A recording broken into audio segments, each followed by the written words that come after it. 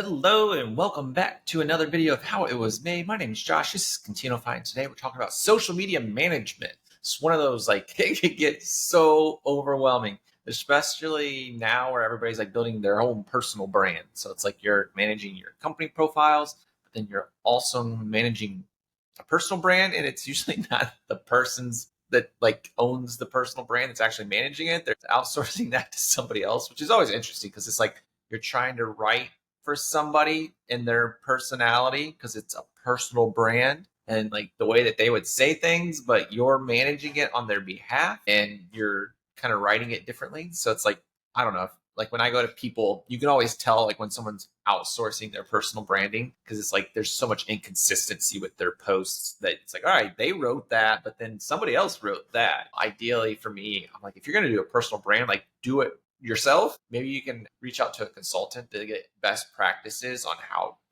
to do it and consistency, cadence, what you should be sharing, but then always doing it yourself so that it's authentic and it's in your voice versus outsourcing it. But that's an entirely different conversation. From a management standpoint, though, there are a number of different ways that you can go about this. And of course, the first one that is going to come top to mind is that once you jump up to, I believe, HubSpot Professional, you get access to their social media management tools, which allows you to sync your social platforms to HubSpot.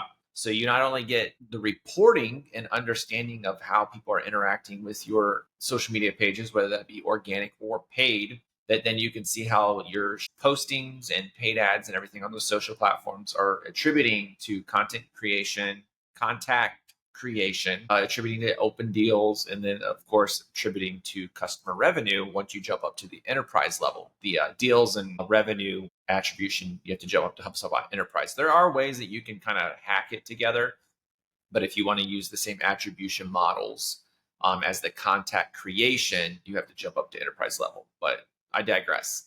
But you also are able to manage all of your social media posts in HubSpot.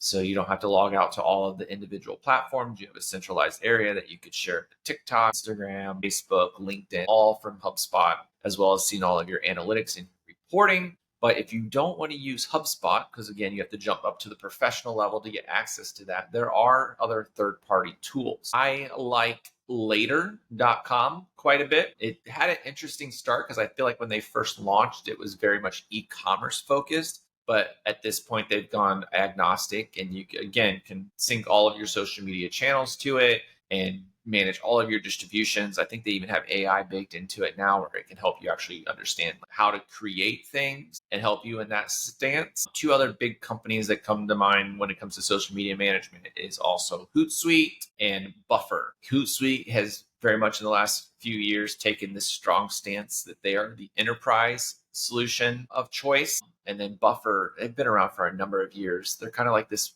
company that a lot of people overlook, but it's still a great platform. It's one of those, if your business value is transparency, Google search Buffer transparency, and you will see an entirely new level of business transparency because that is one of their key brand values, and they share everything down to their roadmaps for what they're going to do for marketing in the next 6 months and everybody's salaries, including the CEO of what these companies make or people that work at that company make. Radical transparency. Again, digress. But from a management standpoint, Buffer's a great platform. But yeah, I personally like Later if I'm not using HubSpot. But then again, Hootsuite, Buffer are great tools. They allow you to schedule everything, and so you can go in and set up your entire calendar for the month. Obviously, there might be a few things that are ad hocing and sharing, but you could have a couple days where you're just dedicated to scheduling the entire month, and then you don't have to worry about any of your social distribution. And then at the end of the month, those tools can also help you with your reportings. You understand all of the influence and attention you're getting on all the social platforms. So I hope this video helped. Definitely check it out. HubSpot obviously is my go-to. Later, very close second. Hootsuite, Buffer, a roundup. I know there's a number of tools out there. I guess Sprout Social, I think, comes to mind. If you're trying to figure out what to share and you want to do some R&D, check out a platform called BuzzSumo, BuzzSumo. It basically scrapes all of the social platforms, and you can go in there and say, I want to talk about XYZ. And it will show you the best performing images and videos and text-based posts.